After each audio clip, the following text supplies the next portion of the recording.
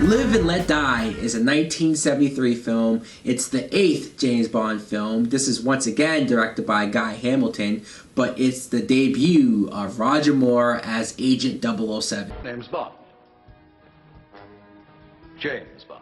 The plot is, you see at the beginning, 2 agents from the UK get killed, so obviously MI6 gets James Bond to go in to investigate. First and foremost, let me just say that I did enjoy Live and Let Die. Well, the opening credits were cool, but the theme song I really enjoyed, Live and Let Die by The Wings. I don't know what it is about that song, but I just thought it was like a really cool way to open the film.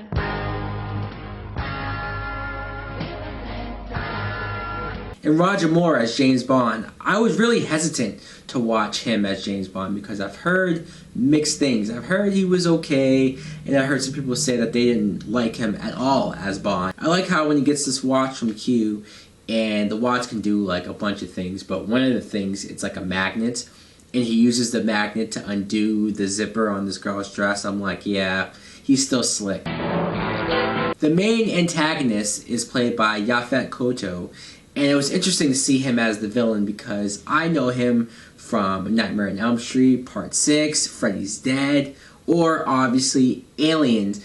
And I was like, wow, it's interesting to see a black guy as not only the main villain in a James Bond film, but he's playing like this rich, well-distinguished black guy. And I'm like, oh, okay, this is pretty cool. Especially because it's a 1973 film and it was during the Black Panther movement, and that was crazy. So that must have been pretty risky for them to do. And plus, this movie wasn't afraid to go in the racial direction. I can't count how many people call James Bond honky, or just seeing James Bond in Harlem was hilarious. This is the part I like best. Feeding time. And this movie was the debut for Jane Seymour, who plays Solitaire. She reads the cards in the future for Yaphet Kotto. It was interesting to see her in here because I know her now in movies. I've seen her in a bunch of films, and she was in Smallville Season 4. And even though she's still attractive now as an older woman, seeing her way back then, I'm like, wow, she was pretty smoking hot. But then you have this other girl that's sort of a Bond girl, Rosie. She's this black girl, and she comes in, she's a CIA agent. She's supposed to help Bond, but she's always screaming, being afraid of everything, and she's kind of clumsy, so I just kind of instantly liked her. But then she gets killed off quickly, and I'm like, oh wow, that kind of sucks.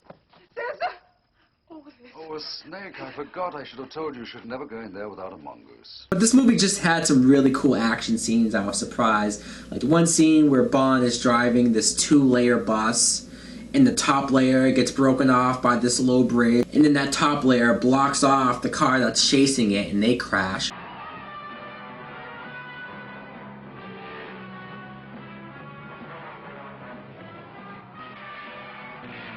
Or later on when he hopped into a helicopter and he's being chased by these guys.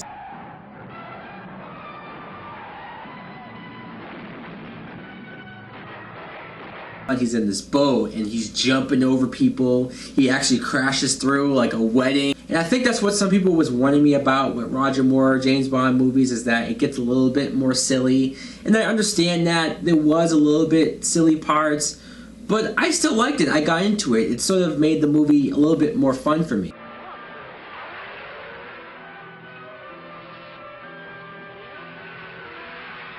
Not saying that Roger Moore is like my favorite James Bond or anything, and this is only the first one. Who knows, maybe more movies down the line get even worse or more silly.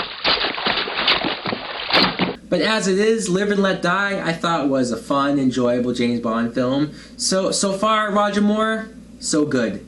Anyways, thanks for watching, guys. Let me know in the comments below what you think of Roger Moore as James Bond. Like and subscribe.